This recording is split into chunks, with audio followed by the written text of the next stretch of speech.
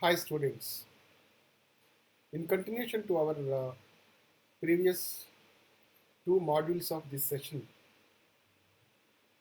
let us further understand innovation from different dimensions. In the previous modules, we understood relationship between innovation and entrepreneurship, and in this video module, we are going to discuss innovation, sources, principles, and obstacles. So, with this title, the learning objective of this module is to understand innovation, how it actually the comes.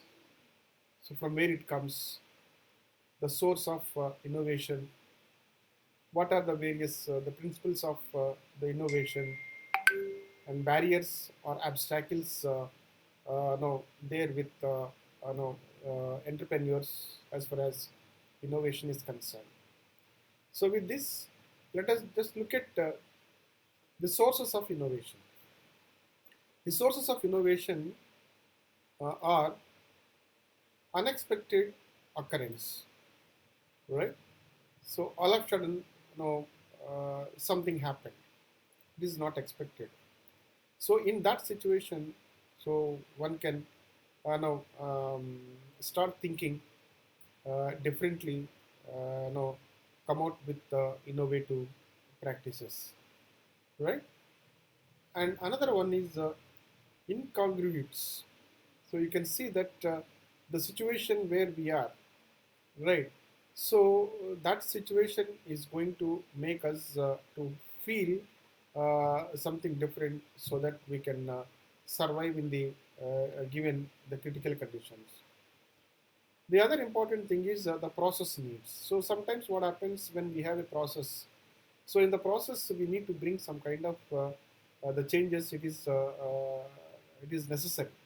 So in that context, the process itself is a source, right?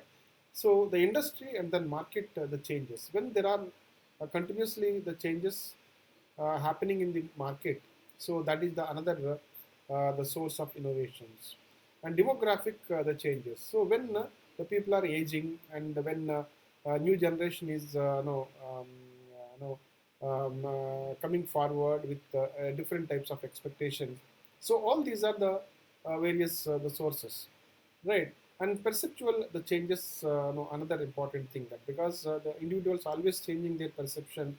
So that change is main one of the reasons for innovation. So then finally, the knowledge based concept. So you can see that changes in the the belief system, then value system, and then the concepts, and then time to time. So you'll find that the concept based and then the knowledge based innovations that are happening. So these are the sources for innovations. Then if you look at the principles of innovations, it is something related to be action oriented. So innovation is always leads to action. So innovation reflects the application, and it shows that something differently done things, and that's why you can see that there is something benefit, and then creation of value in the actions, right? So that is related to the principle is be action oriented, and make the product, process, and services simple and understandable. So that is the another thing. So whatever that we are talking about, the product, process, or services, so it is something further making simple and easy and understandable, because reducing the complexity of the entire system.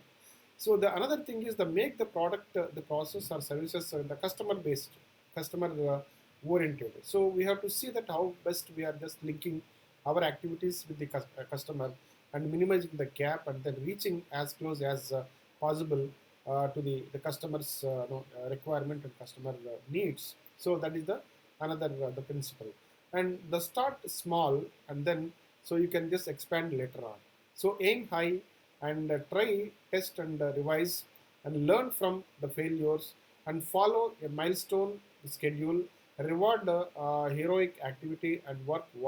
So this is something, these are all so various dimensions, and you can say that the principles of innovations, and from this you can see innovation takes place. So obstacles to innovation. So conservative and then hierarchical structure, hostile to innovation. So when you look at the system now where the people are working, they're supposed to innovate. So if that is the conservative and then very traditional, and then there is a hierarchical order in the structure. So that actually working against the innovation practices.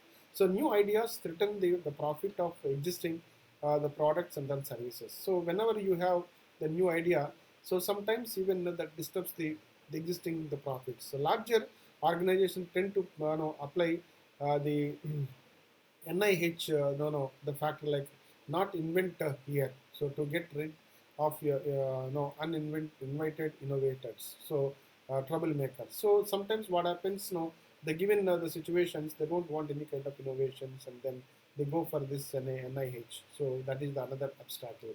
So often innovation do not get recognitions, and but R&D efforts that fails to no never forgotten. So these are the various limitations. So the finally, inventors not able to present ideas in business terms, and many do not even see the business the benefits of their ideas. So like these are the various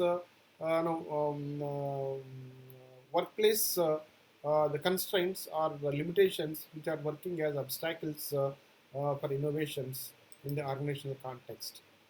So further, if you look at the innovators are seen as irritating the viruses or troublemakers in the corporate environment.